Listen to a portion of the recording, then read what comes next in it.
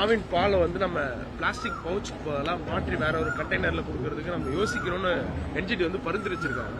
நம்ம அதை பத்தின முடிவுல இருக்குமா, அதுக்கான ஆராய்ச்சிகள் ஆய்வுகள் இருக்குமா? சரிப்பா, நீங்க வந்து ஆவின் வந்து சஸ்டைனபிள் டெவலப்மெண்ட் கோல்ஸ் எஸ்டிஜி கோல்ஸை வந்து கடைபிடிக்க வேண்டும் என்பதில் மிக உறுதியாக நாங்கள் பணியாற்றி கொண்டிருக்கிறோம். நீங்கள் வந்து பார்த்தீங்கன்னா அதில் ஒரு பெரிய முன்னெடுப்பாக ஒன்றை நான் சொல்ல முடியும். கடந்த ஓராண்டு காலத்தில் நாங்கள் எடுத்துக்கூடிய நடவடிக்கையின் விளைவாக சுமார் 50 லட்சம் ரூபாய் மின் செலவினத்தில் சேமிப்பு ஏற்பட்டிருக்கிறது. அந்த அளவுக்கு மின் சிக்கனப்படுத்தியிருக்கோம். இந்த எனர்ஜி சேவிங் என்பது ஒரு மிகப்பெரிய அளவில் சுற்றுச்சூழலுக்கு உகந்த ஒன்று.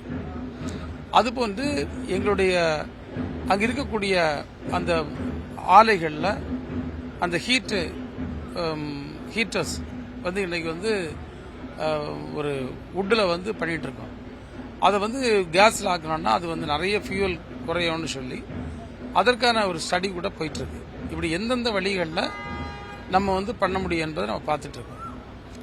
இந்த பிளாஸ்டிக் பவுச்சை பொறுத்தவரை நம்ம போட்டுக்கூடிய பவுச் வந்து ஒரு விஷயத்தை நான் தெளிவுபடுத்த கடமைப்பட்டிருக்கின்றேன்.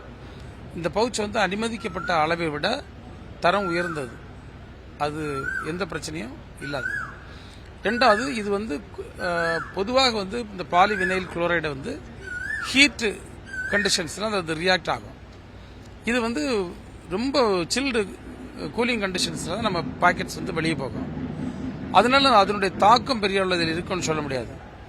எனவே நம்ம வந்து அதை நாங்கள் முற்றிலுமாக அதை ஒழிக்கணும் என்று உங்களுடைய ஆசை, எங்களுடைய இலக்கம் அதுதான். ஆனால் உடனடியாக பாட்டிலுக்கு மாற முடியும்னா ரொம்ப கஷ்டம். ஏன்னா 33-34 லட்சம் லிட்டர் பால் வந்து கவரில் போகிறத வைக்கணும். இதுக்கு பல கோடி ரூபாய்க்கான திட்டங்கள் தீட்டி அந்த பாட்டிலில் கொண்டு போனால் அதை கன்சியூமர்ஸ் ஒத்துக்கிடணும்.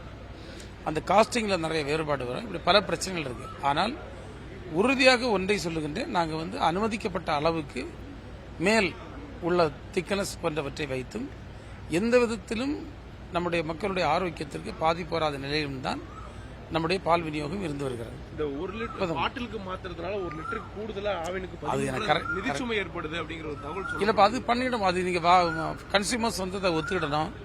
அதுக்கு பெரிய பிளான் போடணும். அது ரொம்ப பெரிய விஷயம், பெரிய லாங் ப்ராசஸ்.